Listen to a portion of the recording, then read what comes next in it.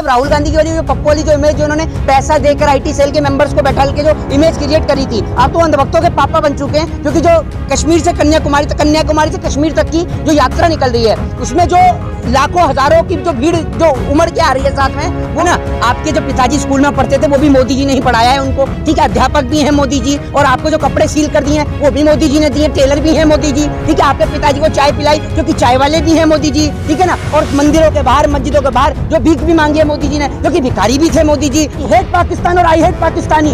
मैं भारत से प्यार करता हूँ, मैं भारत देश का नागरिक हूँ, मेरे को तो लेना नहीं ना देना पाकिस्तान से। आप लोग का दलाली वहाँ भी बन रही होगी, क्योंकि पाकिस्तान की मीडिया नहीं दिखाती है इमरान खान को, हिंदुस्तान की मीडिया 24 घंटे इमरान खान दिखाती है। मैं तो आपसे सीधा कहता हूँ भाई, मोदी है तो आपके घर के बर्तन भांडे, किडनी, मकान, दुकान, फ्लैट, कोठी, मकान, एमएलए और निगम पार्षद जो भी है, काउंसलर, एमपी पैमपी खरीदने बेचने के लिए रंगा बिल्ला प्रॉपर्टी डीलर से संपर्क करें। नैनो चिप वाली आंटी से आप भी मिलके आए होंगे, बात हो गई होगी नैनो चिप वाली आंटी से। भाई नैनो चिप वाली आंटी तो आप ही की गैंग की मेंबर है, वो भी दलाली कर रही है, आप भी कर रही है, तो आप में अंतर थोड़ी है, कुछ है अंतर थोड़ी है। कहाँ है वो 2000 के नोट में नैनो की चिप? नहीं।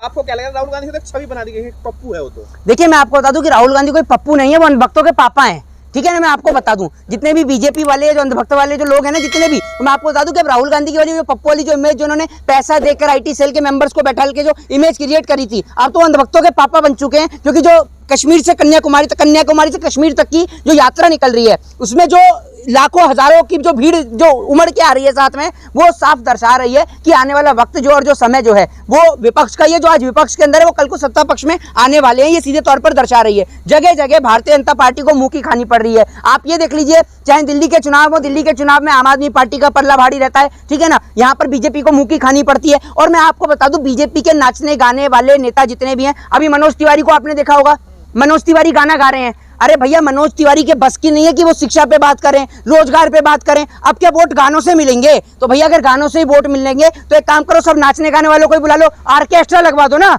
ऑर्केस्ट्रा एक बार जगह जगह प्रचार में ऑर्केस्ट्रा ही बजवा दो और सबको नाच गाना ही करवाते रहो। पूरे देश के अंदर पहले दंगे फसाद कराओ, फिर नाच गाना करवाओ, यही काम बच्चा हुआ है क्या आपका?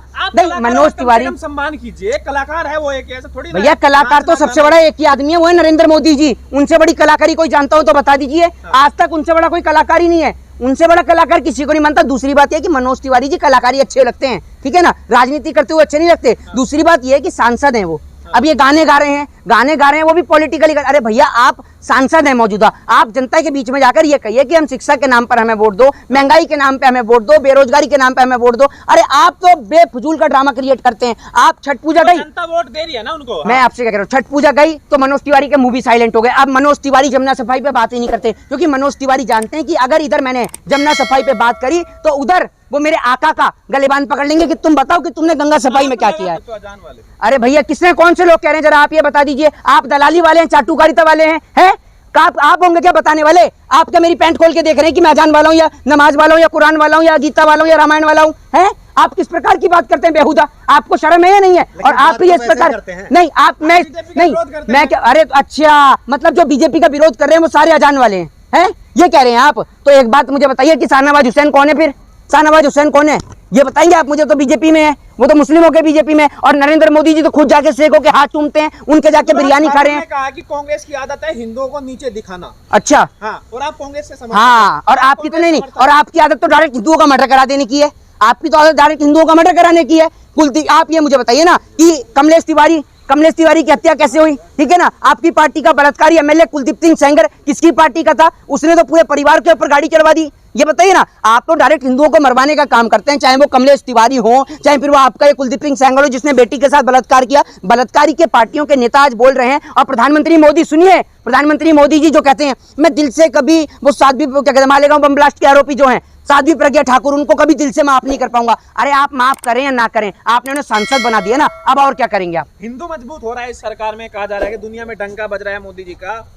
अरे भैया मैं आपसे बताऊं तो कि कितने % हिंदुओं को रोजगार मिला है? आप ये बताइए मुझे, आप बताइए मुझे कितने % हिंदुओं के बच्चों को रोजगार मिला है या बेहतर शिक्षा मिली है? या फिर एक बात मुझे बताइए, क्या हिंदुओं को पेट्रोल सस्ता मिलता है? हैं? ये जो दूध के दाम पे पैसे बढ़े हैं ये हिंदुओं के लिए नहीं बढ़े। नरसिम्हानंद का एक बयान आया जिसमें उन्होंने क्या नाम है ये कहा कि जो शिवाजी महाराज थे वो मुसलमानों का समर्थन करते थे और हिंदू बेटियों को उठवाते थे, वही काम जो है नरेंद्र मोदी कर रहे हैं। इस पे आप क्या कहना?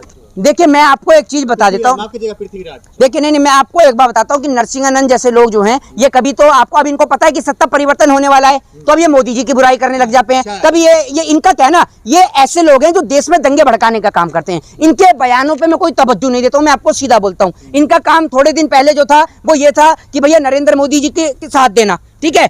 उसके बाद में जब इनको जेल में बंद कर दिया गया और जेल में बंद करके पता नहीं इनके ऑर्डर इवन पे कौन सा प्रहार किया गया, उसके बाद इन्होंने मूड ही चेंज कर दिया। अब मूड चेंज करके मोदी जी का विरोध कर रहे हैं। तो इन लोगों का काम है, इन लोगों की बात को आप कोई तवज्जो मत दो। अगर आप इनकी बात को तवज्जो दोगे तो देश के अंदर हिंसा के सिवा कुछ नहीं होगा। मोदी ने जो है गुजरात को बनाया, काफी डेवलपमेंट हुआ है, आप इसको कैसे देखते हैं? हाँ मैं आपको बताता रहा हूँ, बिल्कुल मोदी जी ने ही सब कुछ बनाया है। आप ये जो खड़े हुए हैं ये भी तो मोदी जी की देन की वजह से खड़े हुए हैं, है ना। आपके जो पिताजी स्कूल में पढ़ते थे वो भी मोदी जी ने ही पढ़ाया है उनको, ठीक है। अध्यापक भी हैं मोदी जी, और आपको जो कपड़े सील कर दिए हैं वो भी मोदी जी ने दिए, टेलर भी हैं मोदी जी, ठीक है। आपके पिताजी को चाय पिलाई क्योंकि चाय वाले भी हैं मोदी जी, ठीक है ना। और मंदिरों के बाहर मस्जिदों के बाहर जो भीख भी मांगी है मोदी जी ने, क्योंकि भिखारी भी थे मोदी जी, फकर फकीर भी थे मोदी जी, झोला उठा के चल पड़े भी थे मोदी जी। बांग्लादेश की लड़ाई भी मोदी जी ने लड़ी। ये तो श्रीलंका का इनका बस नहीं चला, श्रीलंका का टूर लगने दीजिए। श्रीलंका में जाकर ये आदमी यही कहेगा रावण की सेना में तो विंग कमांडर मैं ही था, सबसे आगे मैं ही था। आपको गर्व नहीं होता है मोदी जी पे? हैं? आपको गर्व नहीं है मोदी जी पे? भाई मेरे को तो बिल्कुल गर्व नहीं है मोदी जी के ऊपर गर्व करने वाला काम कौन सा है ये बताइए। भाई बांग्लादेश की लड़ाई में कोई फोटोग्राफ हो, आपके दादाजी के साथ कोई फोटोग्राफ है क्या? आज इधर आप होगी आपके दादाजी के साथ फोटोग्राफर, भाई होगी तो वो फोटोग्राफी दिखाइए ना। टिप्पणी नहीं। हाँ क्या व्यक्तिगत टिप्पणी मत भाई, तो व्यक्तिगत टिप्पणी नहीं, व्यक्तिगत टिप्पणी करवाने का काम तो मोदी जी खुद ही करते हैं। कोई इनसे पूछता है? कोई इनसे पूछता है? वो खुद ही बताते हैं भाइयों बहनों मैं तो गरीब परिवार से हूँ। अरे भैया तुम कहाँ से गरीब हो? तुम 10 लाख का सूट पहन रहे हो, बढ़िया टाटा बिरला वाले बूट पहन रहे हो, तुम काहे के गरीब परिवार से हो? गरीब तो तुमने बना दिया। प्रधानमंत्री है वो, तो पाकिस्तान के थोड़ी ना है। नहीं पहली बार देश में प्रधानमंत्री बन रहे हैं और आपको इतना पाकिस्तान से प्रेम क्या है? सारे पत्रकार कूद के धाम धड़ा करके सीधा पाकिस्तान ही भगते हैं। हिंदुस्तान के पत्रकार हैं पाकिस्तान के? पाकिस्तान हम नाम लेते हैं मोहित शर्मा क्यों मिर्ची लग जाती है? भाई क्यों नहीं लगेगी? आई हेट पाकिस्तान और आई हेट पाकिस्तानी। मैं भारत से प्यार करता हूं, मैं भारत देश का नागरिक हूं, मेरे को तो लेना नहीं ना देना पाकिस्तान से। आप लोगों का दलाली वहां भी बन रही होगी क्योंकि पाकिस्तान की मीडिया नहीं दिखाती है इमरान खान को, हिंदुस्तान की मीडिया 24 घंटे इमरान खान दिखाती है। तो आप लोगों का तो मोदी जी ने मुझे लगता है वहां भी कॉन्ट्रैक्ट बनवा दिया होगा, तभी तो आपको मिर्ची नहीं लगती। मैं उस पाकिस्तान से नफरत करता हूं जो मेरे भारत देश के सैनिकों का, मेरे भारत देश के जवानों का खून बहाने का काम करता है। किसको? अरे मेरे को कोई चाइना से प्यार नहीं है, आपको चाइना से प्यार होगा क्योंकि मोदी जी भी सावन के झूले चाइना पे झूल रहे हैं। ये चाइनीज घड़ी है? कौन कह रहा है चाइनीज घड़ी है? मोदी जी घर में घुसकर मारते हैं, आपको मालूम नहीं है? हैं? मोदी जी घर में घुसकर मारते, सर्जिकल स्ट्राइक किया, पाकिस्तान का मुंह तोड़ जवाब दिया, तब आप लोगों ने सवाल उठाया। भाई मेरे को तो आज तक अब पता चल रहा है कि मोदी जी घर में घुस के मारते हैं। मोदी जी कौन सी AK-47 उठा के चल पड़े? मैं तो आज सुन रहा हूँ भैया। मोदी है तो मुमकिन है, नहीं सुना आपने? भाई मैंने तो बिल्कुल सुना है, मोदी है तो आपके घर के बर्तन भांडे बिकने मुमकिन है। बिल्कुल है मुमकिन सर, कौन मना कर रहा है? बताओ कौन है मना करने वाला? मैं तो आपसे सीधा कहता हूँ भाई मोदी है तो आपके घर के बर्तन भांडे, किडनी, मकान, दुकान, फ्लैट, कोठी, मकान, MLA और निगम पार्षद जो भी हैं, काउंसलर MP खरीदने बेचने के लिए रंगा बिल्ला प्रॉपर्टी डीलर से संपर्क करें, ठीक है ना। सस्ते दाम पर MLA MP खरीदने का, खरीद फरोख्त का धंधा यही लोग चलाते हैं। तो इनसे मिलें और जाके MPओं को बिकवाएं, ठीक है। इन लोगों का काम यही है। कोड की बात कही जा रही है, कैसे आप देख रहे हैं पूरे देश में बीजेपी यूनिफॉर्म? पिछले 10 साल से सुन रहा हूँ, पिछले 10 साल से सुन रहा हूँ मैं क्या। अरे सुन लीजिए, सब चुनावी मुद्दे हैं। जिस प्रकार से आप अभी बुलेट ट्रेन से आ रहे हैं और बुलेट ट्रेन में वापस बैठ के सीधा अपनी स्मार्ट सिटी में घुसेंगे, वैसे ही ये यूनिफॉर्म सिविल कोड का है। मोहित शर्मा समर्थन करेंगे? मैं आपको एक चीज बताता हूँ, आप इन मुद्दों को उठाई करें जो पूरे ही नहीं हो सकते। जिस तरीके से मोदी जी, अरे सुन लीजिए, 370 के विरोध में आप लोगों ने विरोध प्रदर्शन किया। 370 का विरोध आप लोगों ने 370 कॉन्स्टिट्यूशन से हटी पड़ी है। हाँ? हाँ, आर्टिकल 370 कॉन्स्टिट्यूशन से हटा है क्या? आप बताइए ना यहाँ कर। अरे भाई यहाँ के बताइए ना। हटा दिया ना? नहीं क्या यहाँ के बताइए, चेहरा भी तो देखना चाहती है जनता। नीचे कमेंट में लिखते कि चेहरा तो दिखाइए इनका, मतलब जो मुंह में हटा दिया है, आपके कहने से हटा दिया है, हैं? उसको निष्क्रिय कर दिया गया, ऐसा प्रभाव जो है सिर्फ उसमें इम्प्लीमेंट किया गया, हाँ, ठीक है ना। हाँ, आपने कहा कि खत्म कर दी, नहीं तो भाई निष्क्रिय करना और हटाने में जमीन आसमान का अंतर है, ठीक है ना। सब कुछ होगा धीरे धीरे। अच्छा, प्रधानमंत्री मोदी 2047 तक का टाइम तो दिया, इतना बन जाएगा भारत 2047। हाँ तो एक काम का सुन तो लो, ये कह रहे हैं 2047 तक का टाइम दिया है मोदी जी ने। क्या ऊपर से एक बात मुझे तो बताइए, ऊपर इन्होंने यमराज से भी डील तय कर ली है क्या? है कोई अमर संजीवनी पी लिया क्या इन्होंने कि अमर संजीवनी 2047 तक मोदी जी रहेंगे? चल रहा है 2047 तक चलेगा। तो अमृतकाल चल रहा है, कोई मरेगा ही नहीं अमृतकाल में।